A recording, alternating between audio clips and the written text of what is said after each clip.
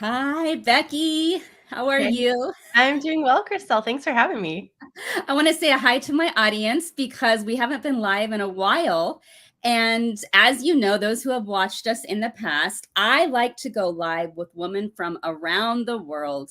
And I like to focus in on women supporting other women. And that's what we're doing today. I am interviewing Becky Castle Miller, who comes highly recommended by my dear friend Mike Phillips. And after talking to Becky off stage and kind of getting to know her a little bit better, I can see why. I have so much to talk to you about, Becky. I want you to introduce yourself because you are a published author. You've written books alongside Scot McKnight, which many of us in kind of the theologian world will recognize that name. hmm You're trying to get into the PhD process, but you're already a published author. So there's a lot to talk about today. Tell us Sure. about you. Where did you Okay. take this? All right. So I was just in the Netherlands for the past 8 years, serving as a discipleship pastor at an international church. And my family and I moved back to the US during the pandemic. So, summer of 2020. We bought a house in Wheaton, Illinois, sight unseen. I mean, we toured houses on FaceTime, bought our house during the pandemic. And the day we closed on it is the day we saw it. So, that was just we had flown from the Netherlands. We saw our house. We closed on it. We moved in, lived in an empty house for a month while our stuff got shipped over on a boat. And it was a wild ride getting here. So my kids, I've got 5 kids, and they're they're acclimating to the US because we moved over when my oldest was 5 and my youngest was 7 months. And then we had 2 more babies in the Netherlands. So my kids really culturally are European, not American. So this has been a big culture shift for all of us. So we're readjusting to life in the US. I did my master's in New Testament with Scot McKnight at Northern Seminary while I was in the Netherlands and moved back just in time to graduate. They have an live online classroom, which made it possible for me to do that.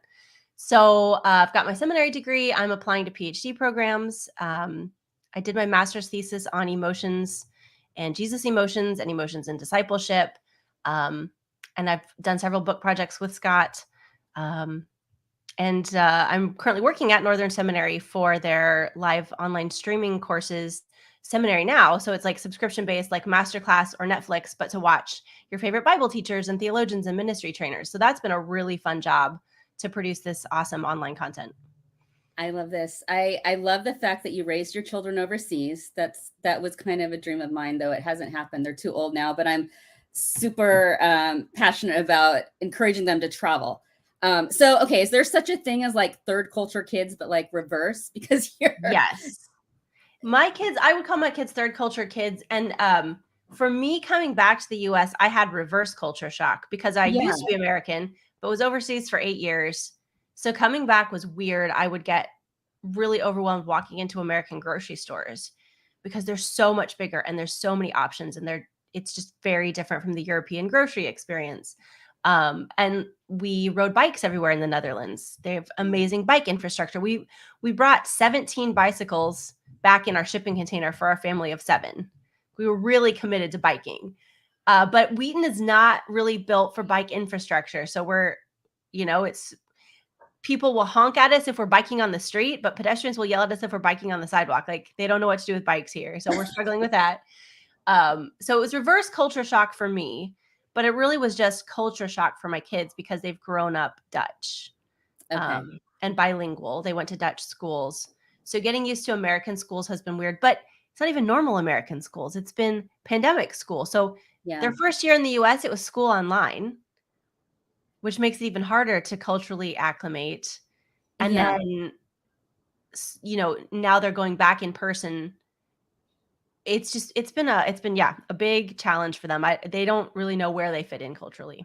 It's a transition for the world, which is crazy. When we get to talk to people around the world, we realize, hi, Markel, my friend Markel is saying hello. When we get to talk to people around the world, we realize how truly we're really all in this together Mhm. and doing the same things and having the same challenges.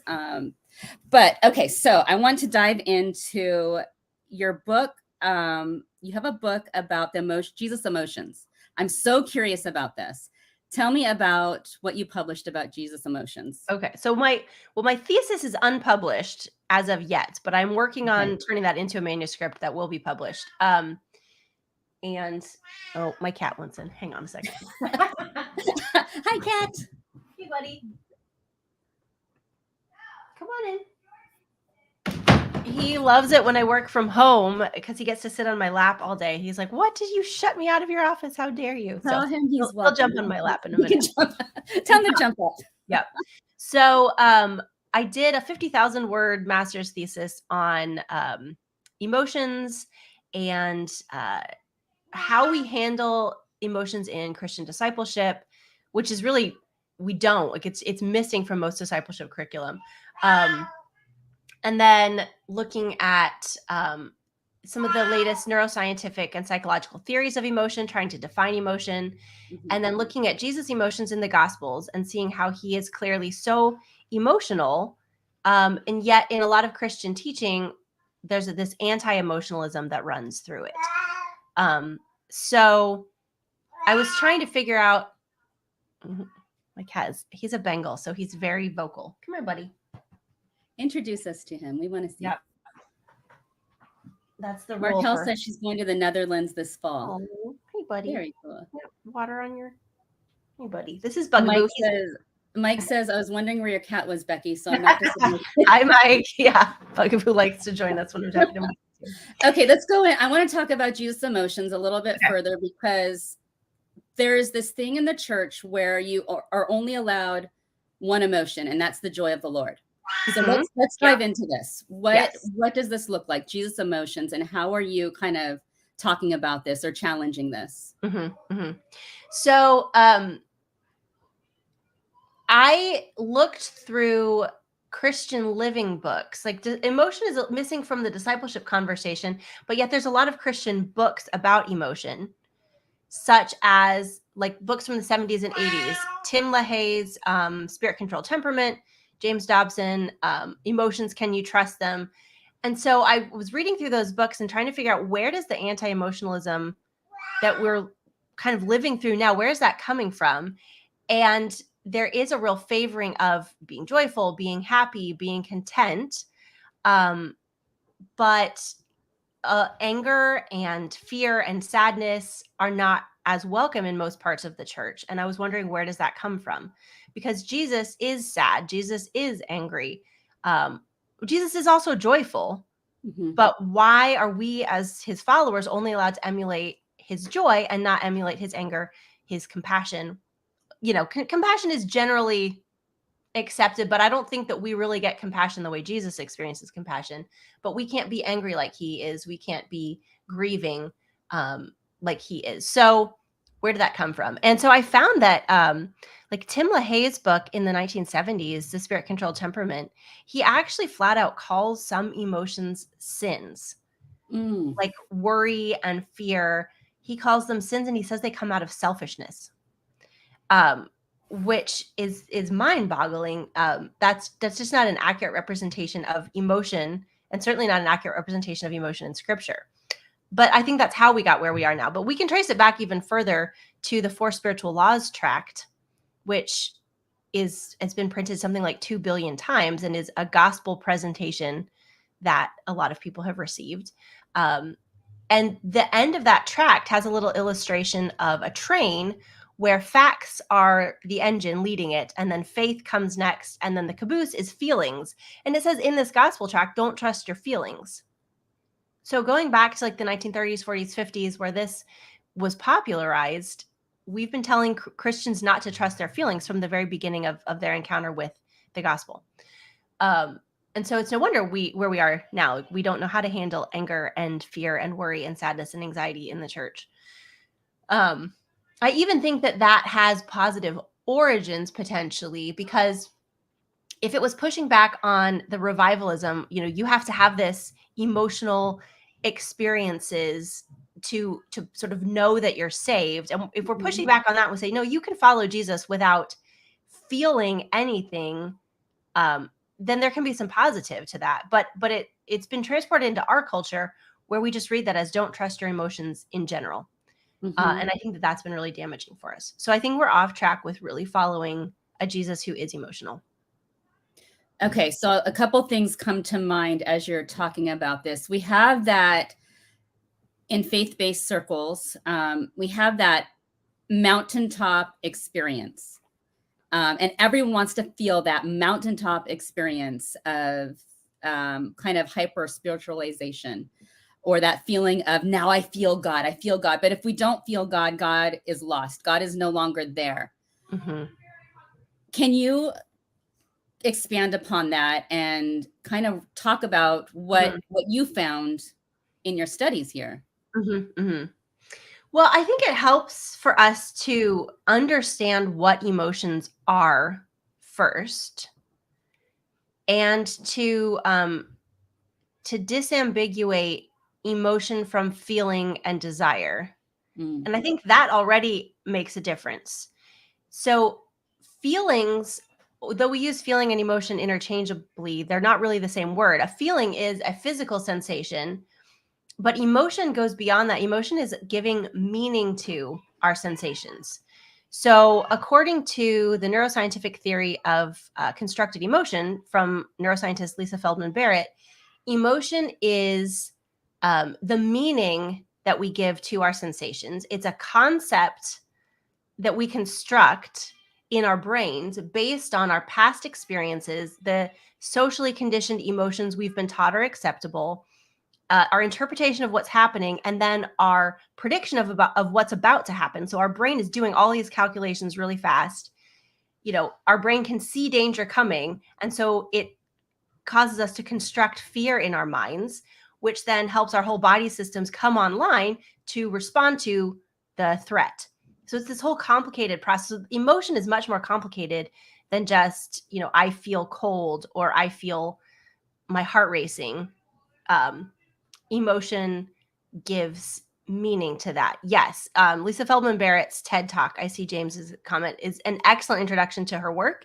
And then her further exploration of it is in her book, How Emotions Are Made, which I can thank Mike for.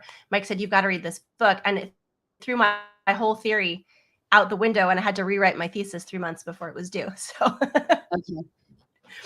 Yeah. yeah. Lisa Feldman Barrett is incredible. So, Okay. yeah, she is. So, once we understand what emotion is, that it's more than feeling and it's not desire. And I think some of the anti-emotionalism in Christianity comes out of a fear of desire. Mhm. Desire is just wanting something strongly. And some of our desires can be wrong, and some of our desires can be good. And in fact, I think the majority of our desires are good, especially if we are followers of Jesus and we've been transformed. We're going to desire good things. So we really shouldn't be afraid of our desire as Christians. So I think separating those out, and then we can maybe arrive at a more precise definition of what we mean by that mountaintop moment with Mhm. God. Is Mhm. it physical sensations of euphoria that are brought on by a certain environment of sorry. Bless you. Bless you. Didn't mean to sneeze right into the microphone. And then we have to look at the way cults operate and the way brainwashing operates. And, are we being manipulated by dim lighting and smoke machines and music, and then like the group emotion that's formed in all of that really can kind of manipulate us? Is that what we think is a real emotional encounter with God that's maybe accentuated by mind control techniques? Mhm. And not saying that all pastors are trying to mind control, but there is an element sometimes in Christian retreats and things, even using sleep deprivation to alter Mm. people's emotional experience. I was just reading a fascinating thread on that on Twitter. If you have a week-long retreat and you're pushing kids or adults to, stay up late, more and more sleep deprivation, you're all experiencing this group feel and group think together, then by the end, you've got a campfire night where emotions are stirred, and you're giving all these tearful confessions, which spur other people to give tearful confessions, and you're making all these huge promises. That isn't what's really going to stick for a long-term committed life of faithfully following Jesus. So there's so much that goes into play when we talk about having those mountaintop experiences with God. that maybe aren't actually spiritually grounded for the most part. Yeah. Okay, I'm going to ask you some real basic questions because of some of the way the church has gone and has turned a lot of followers of Christ away from the church. I want to get back to who Jesus was. Mhm. So I'm going to ask you, who is Jesus and what were his emotions? What were his feelings? Who was he just as a man? So I like to say, inspired by one of my seminary professors, Cherith Fee Nordling, who is Gordon Fee's daughter, she taught me theology. And she says, no, Jesus, it's not Jesus was, it's Jesus is. Jesus is because he still is. He still is in his human body. He still is,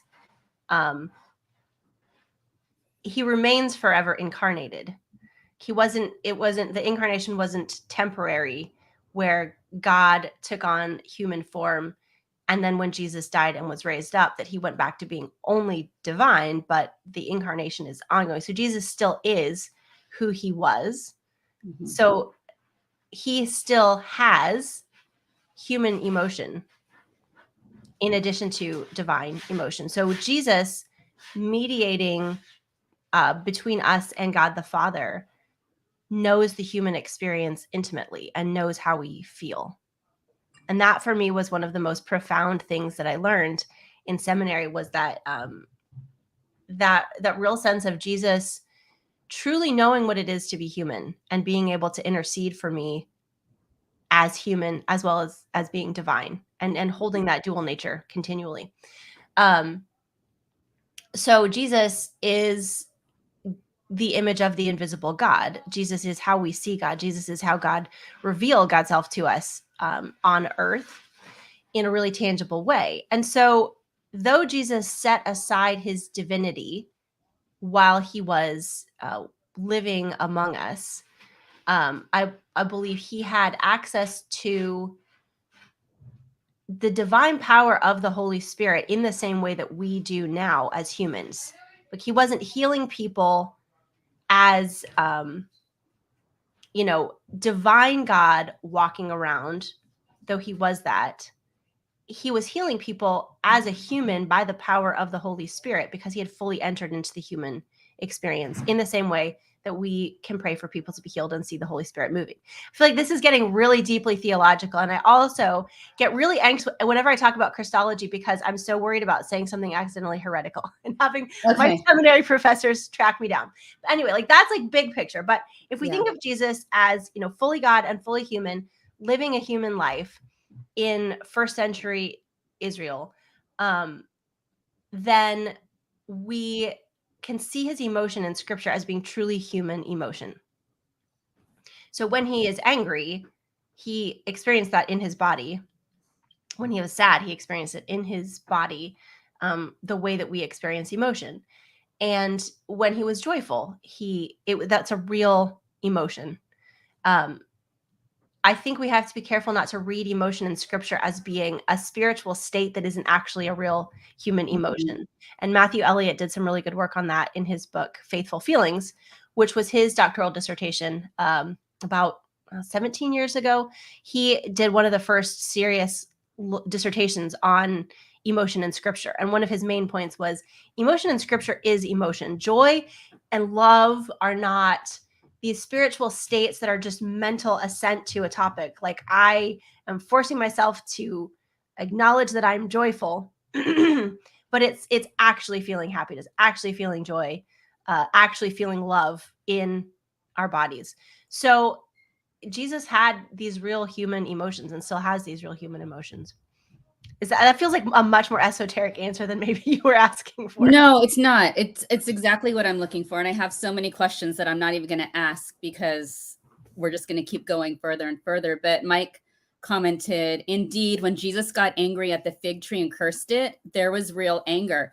I think that, and please expand upon this or tell me if I'm wrong, but from what I've studied, it seems like Jesus really did get angry, to the point of people like to think of him as this pure being that would never possibly swear and could not possibly get angry at people, but he did. He showed real irritation. He showed real anger. And there's examples of that throughout scripture, I think. Yeah. Jesus wept over Jerusalem and over the way that the people killed and rejected the prophets that God sent to try to speak to them. And he expresses maternal sadness. Oh, how I've longed to gather you like a mother hen gathers her chicks. That's intense emotion, like, hunched over sobbing kind of emotion. When Jesus is grieving with Mary and Martha over Lazarus, he enters into not only empathetically into their grief, but also feeling his own grief, because Mary, Martha, and Lazarus were three of his very best friends. And so he's personally deeply grieved by that. And then he gets angry. And there's a lot of debate over what it means for him to be angry in that scene at Lazarus's tomb. But I like what Stephen Forwinda says, that Jesus is angry at death itself. And so he is seeing and knowing that his own death is coming shortly, because he seems to be becoming more and more aware that his death is approaching. Whether that is just being able to read the culture and the signs of what people are saying, or whether that's premonition or the Holy Spirit revealing that to him. But he seems to know that in just days, he himself will be facing death. And he seems to have some understanding of what that means and what his mission is. So he is facing his own death, and then he sees the finality of Lazarus's death. And so he's angry at death itself. And he, I think, knows that his mission is to break death from the inside. And so he sees death, capital D, as this cosmic force and this enemy that he's going to be battling. And so I think I agree with Forwind. I think that's where his anger is coming from in that scene. And so when he prays for Lazarus to be raised from the dead, it's like a mini victory over death. There are others who say that he's angry at the people for their unbelief. I just don't see Jesus being angry at grieving people. That just doesn't square with his character for me. So I think that he is, feeling really intense anger along with his grief. And, anger is part of grieving anyway. So it's natural that he'd be feeling that. And then, Gethsemane, Jesus is grieving intensely, fearful. He has joy in his anticipation of what's to come. We know that from Hebrews. But in the moment, he is intensely suffering in a very human way. So Jesus' emotions are all over the place, and very human and very relatable in a lot of ways. Yeah, this whole thing about men and emotions, and men showing their emotions, and allowing men to be sensitive. Do you think that Jesus gives men permission to be emotional and have emotions and to feel and to be sensitive, which is opposite of what often the church has taught for so many years? Yeah, I think that the hypermasculinity parts of Christianity don't want men to show emotion except anger. Men are always allowed to be angry, because somehow anger is not coded as an emotion for men. Like, don't be emotional, but it's okay to be angry because that's not really an emotion. I don't understand that disconnect there. But I do see that men are culturally, in American Christianity, allowed to be angry. But women are not allowed to be angry. And men are not allowed to be sad or tender or compassionate or grieving. Or if they're compassionate, it has to be this kind of macho, distanced pity, not empathy. And we could have a whole other conversation about how empathy is demonized right now in some circles in the American church. So yeah, men are not culturally taught a wide range of emotion concepts. They don't have access to real emotional granularity. A discrete vocabulary of many different emotion words with much nuance. The more emotional granularity we have, the more emotionally healthy we have. That's one of Barrett's findings in her research. So men just don't have as much emotional granularity as women, not because they're incapable of it, not because their brains are different, but because that's what they've been culturally conditioned to have.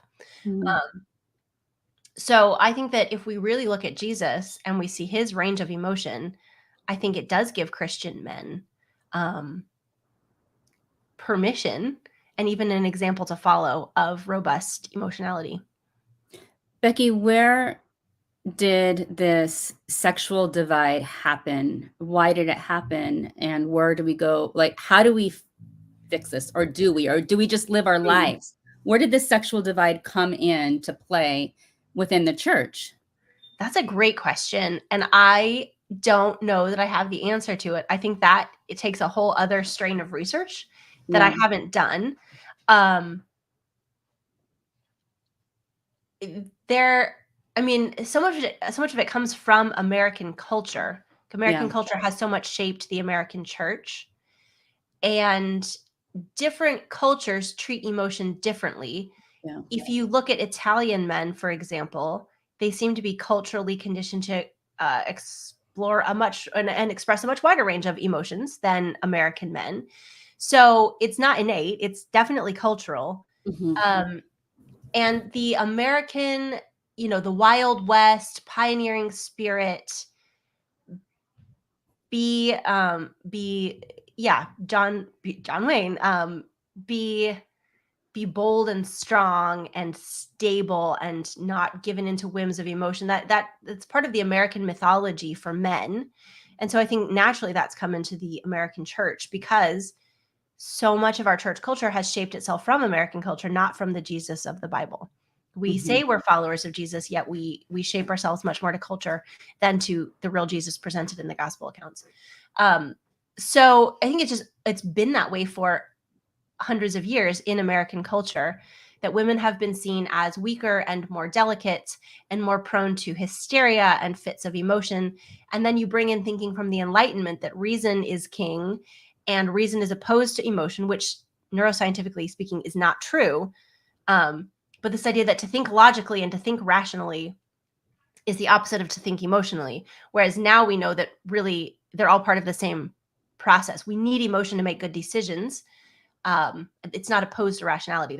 They're part of the process of decision making and reacting. So I think that's how we got there, is just cultural adaptation of seeing differences between men and women that are culture driven, not brain driven, not innate. And then that's been perpetuated by the complementarian movement, which was the pushback on feminism. So, in the 80s and 90s, opponents to women's equality wanted to continue forcing strict gender roles on the church.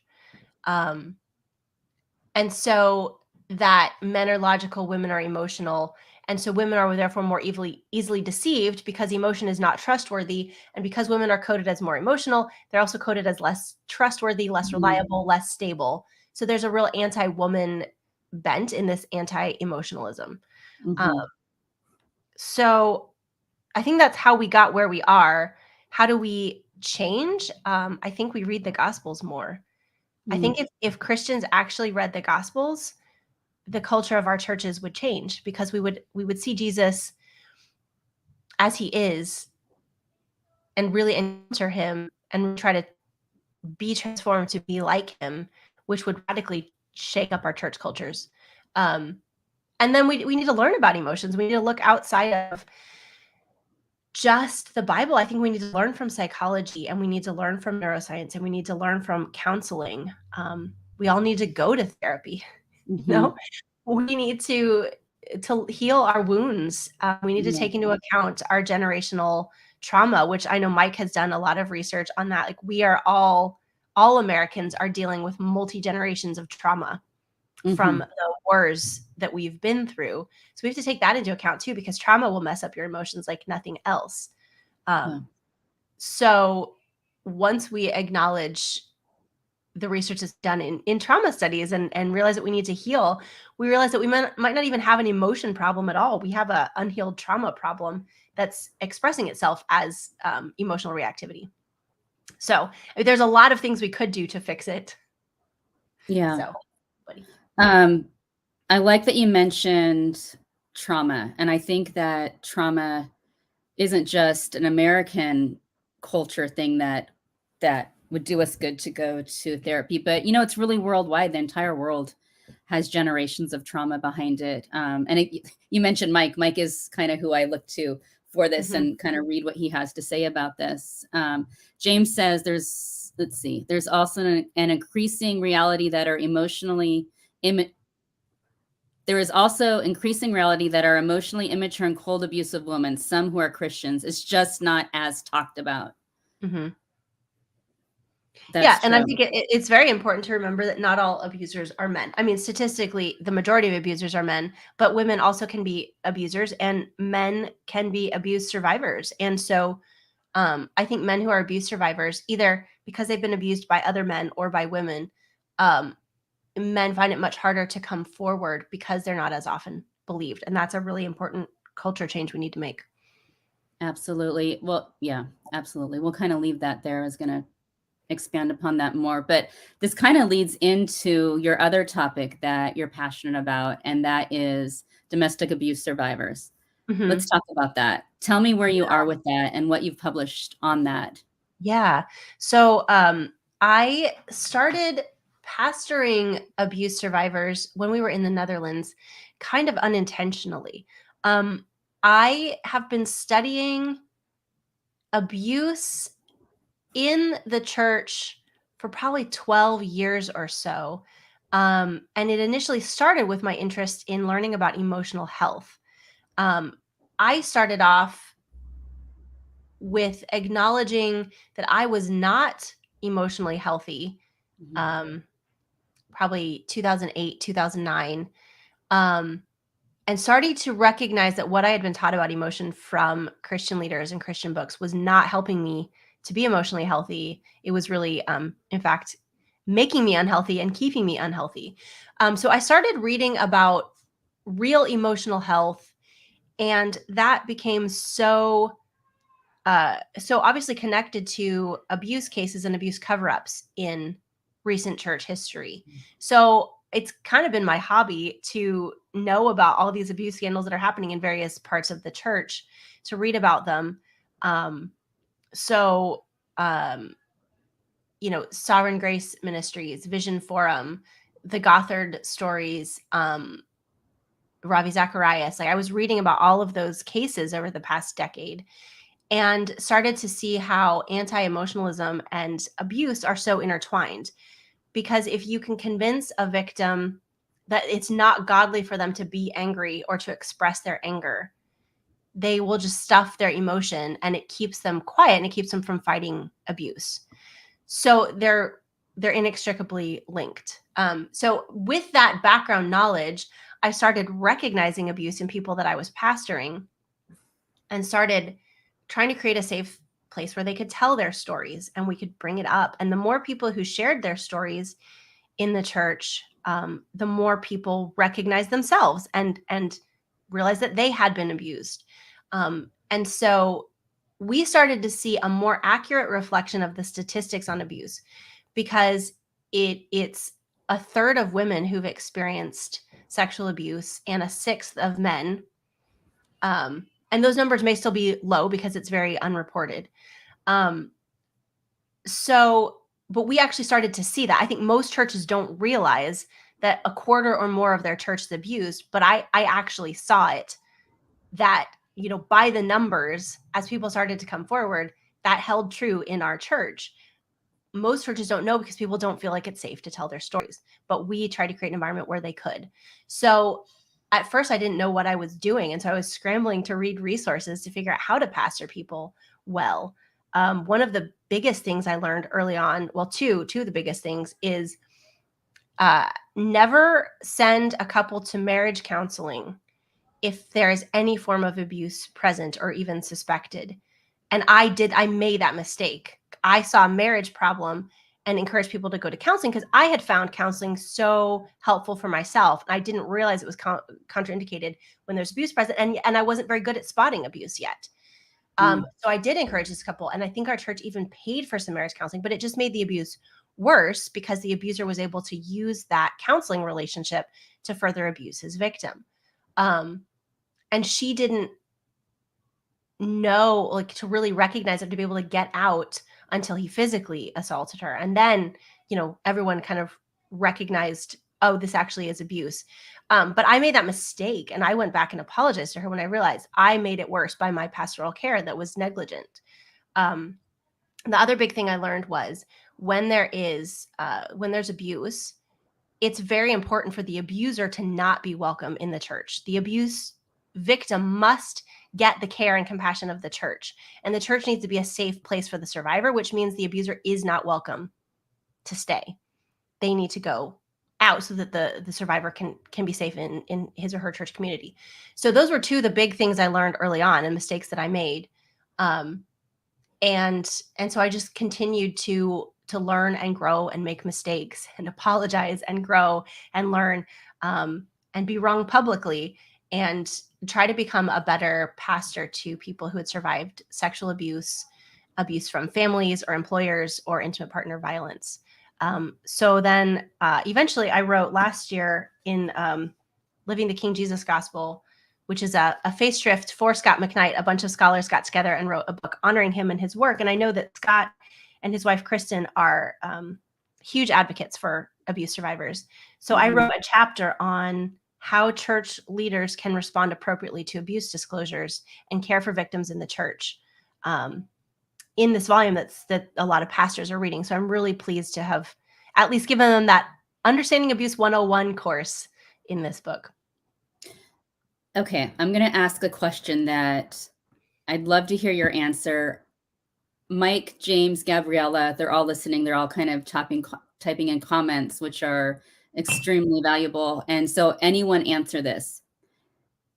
In the church, often what happens is there's abuse suspected, there's abuse that has happened, but the actual abuser claims abuse. Yes. How do we become knowledgeable enough about this to be able to understand who the abuse survivor is and who's actually perpetuating abuse? Because nobody wants to step into that place of judge and who to believe. And so we kind of watch from the sidelines. Right. This is a broad question. I just want comments. Yeah. What are your thoughts on this? So I think the first thing that all church members should be cognizant of is the DARVO phenomenon, DARVO, which stands for deny, attack, and reverse victim and offender. So that's very common. An abuser, when confronted with their abuse, will deny it and then go on the attack and then try to reverse victim and offender. No, actually, I'm the victim, and either my real victim, they're the abuser, they're, after me, or like the institution is after me, or, this vague collective, liberal woke mob is after me, or whatever. It's some kind of reversing victim and offender. Mike's comment is right on. Always assume the person with the most power or authority is the abuser. Always. Because abuse is a power over stance. You can harm another person, but until you've taken power over them, it's not really abuse. So if a pastor who has spiritual power, or a leader or a boss who has institutional power, or a popular person who has social power is accused, it is very likely that they are actually the abuser. And furthermore, almost all abuse disclosures are true. And that was a thing I statistically went into in that chapter in Living the King Jesus Gospel. Instances of false reports of abuse are very, very low. Statistics are broad. Reporting is very poor on abuse in general, but certainly less than 10%, probably less than 3%, and likely less than 1%, actually, depending on how you look at the statistics. But like fractions of a percent of abuse allegations are false. It's either in line with or less than the instances of false reports of other crimes. So this whole idea that victims make it up is just unsubstantiated by the data. And often, even if an abuse claim is later called a false claim or retracted, that might not be the case. It might be that a victim was forced to retract their allegation by the abuser. And so the fact that it's then counted as a false claim is yet another aspect of the abuse, because it was true, abuse happened, but they were forced by their abuser to retract the allegation. So that also leads to some of the numbers. So the actual numbers of false allegations are very, very low. And that's another thing that church people need to understand. If someone is brave enough to allege abuse, it almost certainly happened. And almost certainly the person with power is the one who is the abuser. Yes. Okay. So how careful do we need to be about using the word abuse or narcissism? Or it's kind of being thrown around a lot in this season, in our generation, as people learn more about it. And again, I'd like everyone's take on this. Mike, James, Gabriella, Marie, everyone kind of watching. It is being used more because abuse is prevalent. Mm-hmm. Like, it's not being used falsely. It's just we're hearing it more because more people know that what they're experiencing is abuse and they're free to talk about it. Mm-hmm. It's not that abuse has increased. It's that Mm-hmm. victims are now more free to speak about it than ever. So the whole idea that we need to be careful not to label something abuse is just an abuse tactic to keep people quiet. Mm-hmm. If it's abuse, it's abuse. And the definition of abuse is pretty simple. It's intentionally taking power over another person and manipulating them and harming them. So, if someone thinks they are being abused, it's because they're finally like waking up and understanding abuse and coming out of the fog of trauma and realizing that they were abused. So I think more and more people can and will claim it because it's accurate. Oops, I just realized I have to plug in my computer. Plug it in before we lose you. I thought I was plugged in, but I plugged in the wrong thing. Okay, so Gabriella says confusing changing stories by the abused is a massive sign of trauma. It's often pushed aside and talked of as showing that the victim is lying and not remembering their lies. Ramona says, yes, people are finding the courage to speak out more. Okay. James says trauma memory is factual, Vander Kolk, even if fragmented. Right. Yeah. I mean, when you're traumatized, your memory fragments, which is why EMDR is so helpful as a trauma healing tool, because EMDR can help us put those pieces of those fragmented trauma memories back together again. Mike says trauma bonding often keeps people from recognizing they are being abused and traumatized. Let's talk about this. What is trauma bonding? Well, Mike needs to give the definition there because he's the clinician. But while he's typing that in, I will say that another aspect of that is betrayal trauma. When we are dependent on a person, our brain thinks that it behooves us to appease that person and to not recognize the abuse. So if a child is being abused by their parent, in order for that child to maintain a home and food and provision, their brain basically has to blind them to the abuse and the trauma. So we're often blind to trauma that's happening to us and betrayals that are happening to us because we are dependent on the abuser. This happens with people in institutions. If the institution that pays your paycheck is abusing you, it's very easy to become blind to the abuse because you will lose your job if you try to point it out. So I think that betrayal, blindness, and institutional betrayal are really important aspects of this conversation as well. James brings up an interesting question, and the church doesn't create dependent people, does it? You can speak on this, please. I want to hear your comments on this. My personal thoughts are we've created generations and a culture of dependent people that has now perfectly groomed people to be traumatized and victimized. Yes. Yeah, the church creates people dependent on a spiritual leader to mediate between them and God, to teach them about God. People can be made to feel that they're too dumb to study the Bible themselves. Excuse me. And so the church also creates financially dependent people by taking people's, financial gifts, and demanding tithing as a sign of obedience. it can actually financially cripple people to make people give their time, their money, their energy to the church so that they don't have time for a healthy life outside of the church. That creates dependence as well. And then we have this whole subculture that creates dependence in women that tells them not to work, not to have money separate from their husbands, not to develop their own lives and their own careers, so that they have to stay with an abuser because they didn't get a college degree. They don't have a job history. They don't have independent funds, so they can't leave an abuser. So there's so many levels of dependence. I see that Mike has written the definition of trauma bonding. Trauma bonding happens when a person gets even closer to the abuser to convince the abuser to keep them safe instead of hurting them. James says churches then encourage sympathy so then can be full of flying monkeys to hound out an abuse victim who is then an scapegoat.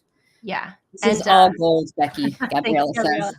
A flying monkey, for those who aren't like in the abuse community and like understanding all these terms that we use, a flying monkey is, like the flying monkeys in The Wizard of Oz, where the Wicked Witch would send them out to do her bidding.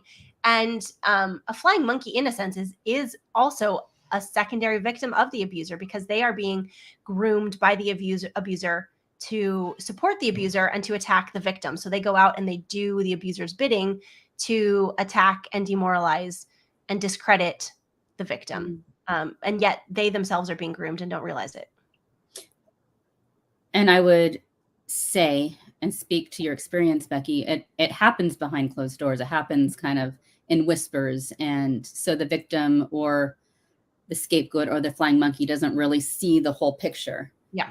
Yep. And silencing is such a pervasive tactic in church abuse. And the Bible is used against people as a weapon, which makes me furious, because the Bible should be a tool of liberation, not a tool of oppression. But, Matthew 18, for example, is used against people. You have to go to the abuser one-on-one yourself and confront them before you're allowed to tell other people, which is profoundly unsafe and not what that passage is designed to speak to at all. And the idea that you have to bring 2 or 3 witnesses against an abuser. Well, abuse doesn't happen in front of witnesses. The abuser will act perfect in front of witnesses to bolster their image and then abuse the victim out of sight. So when the victim comes forward, they don't have people to support. But then once they do come forward, you will often hear other victims speak up. Why are we not considering that? Yes, they're not all witnesses of the same instance, but they are all people who've experienced abuse by the same person. Yeah. Who are bringing multiple witnesses against someone. Yeah, but even if there's only one witness, we need to understand that how abuse functions. The Bible shouldn't be weaponized to keep us from believing those people. I see that Ramona Ramona says, how do we support people in abusive situations who are dependent on their abusers? I want to point something out really quickly here, because abusers are nice people to the common outside world. Abusers very much are very nice. Abusers like to be known as trustworthy. Abusers want to be that safe person. And so often comments that we will hear is, but I'm a nice guy or girl, but I am safe, but you can trust me. And so this whole thing, like listening to someone's words versus actions or patterns of behavior, it's important to know. James says, not always, Christelle. James, expand upon that. Where was I wrong? I want to hear. Correct me, please. Yeah, well, he's typing that. I'll address Ramona's question. Women especially do need financial support often to leave an abuser. They need people to come alongside them, first of all, to help them develop a safety plan. And there are a lot of great websites with safety planning resources, because abuse often escalates when a victim tries to leave. And so helping them find a safety plan template and just helping them fill it out, make sure all their paperwork, their birth certificate, their social security card, the deeds and titles to things that they own are all in a place that they can grab and go. Starting to stash cash in a separate bank account, or even keeping literal cash on hand, and making a plan for how and when they'll leave and how to be safe. But they do need help, a car, a place to stay, help with their kids, childcare so that they can get a job. it requires great sacrifice from a community to truly support a victim, because if you want them to be free and safe, you basically have to take on the financial support that their abuser was providing for them until they can get a place where they can provide for themselves, which can take several years. Absolutely. And knowing that survivors don't want to ask for help for the most part, it's terrifying. It's terrifying because part of the abuse tactic is often isolating them from people, isolating from family and friends who could help them. Anyone who speaks badly of the abuser will then isolate victims from those supporters. So they're often left without support. They can look like an unstable, unsteady friend, but that's just because the abuser keeps cutting them off. And so they end up losing a lot of relationships, not through their own fault. Okay. So James says some abusers are pretend good, but have left trails of awful behavior all their life in professional and personal life. Yeah. I think we're saying the same thing. You can see James is my boyfriend, so my fiance, excuse me. So we're having a conversation. I think we're saying the same thing. It's the image. There's an image of being good. Of being good. There's an image of nice. There's an image of safety, but there is also a trail of awful behavior. Yeah. That if we searched, we would probably find. What did Mike say? Mike says, if the abuser is part of the church community will not help the survivor leave. This is true almost always across the board, and that's tragic. And you'll even see in abuse cases, especially sexual abuse cases that do go to trial, which is rare that it actually goes to trial, that church leaders will show up and sit on the abuser's side of the courtroom and support them instead of supporting the victim. Is there money involved? Is that why? Is it? I don't think there's money. I think there's just power sides with power. Yeah. And if the institution is proven to have harbored abusers, they lose face, they lose credibility. So they have to prop up the abuser in order to prop up their own reputation and institution.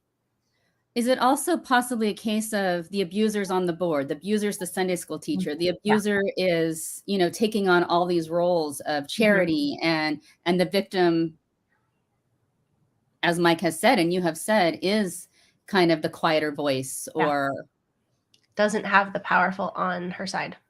Yeah. So we're just kind of recapping.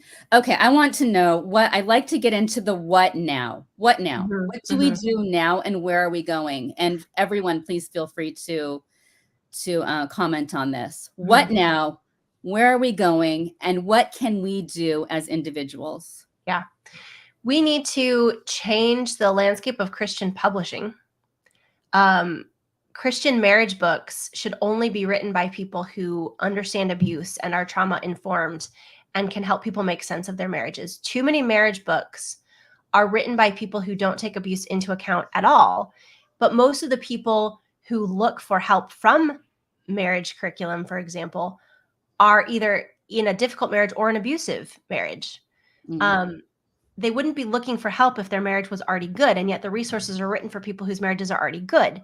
So many people who are looking for help because they're in an abusive relationship that they don't know to call abusive will go looking for Christian books, Christian conferences, Christian speakers to make their marriage better. And it actually just keeps them in abuse because it's not written with them in mind. What could be potentially safe for someone in a healthy relationship isn't safe for someone in an abusive relationship. Plus, any resource that tells women that they are less than men or under men's power, or that men should be in control or women should be submissive, is going to further damage an abuse survivor. Yes, the Life Saving Divorce and the Great Sex Rescue are absolutely resources that I was going to mention, and Gabriella beat me to them. Both really vital books for changing the conversation on abuse in relationships. So just on marriage books, we need to change the conversation. But on Christian living books, we need to take more into account the importance of emotional health. We need to take into account the damage that trauma has on people's lives, and recognize that healing trauma is actually an important part of spiritual growth and stability for people. So, everything that we publish from the Christian world should take those things into account. Every Christian publisher should have a trauma-educated, abuse-educated editor on staff who can read manuscripts and notice these things that the authors don't don't recognize. So that would be one thing that we could do. I also think that every seminary should be teaching courses on abuse, emotions, trauma, psychology, because people will often go to their pastors before they'll go to a licensed mental health professional. And the pastors need to recognize what's going on and point people to appropriately qualified help. So, I mean, changing seminaries, changing seminary textbooks, more publishing in New Testament and theology needs to come from those lenses. We need to do more cross-disciplinary work with psychology and neuroscience, which is what I hope to do in a doctoral dissertation at some point. Those, like, just educating the people who are speaking into the church is probably the first step.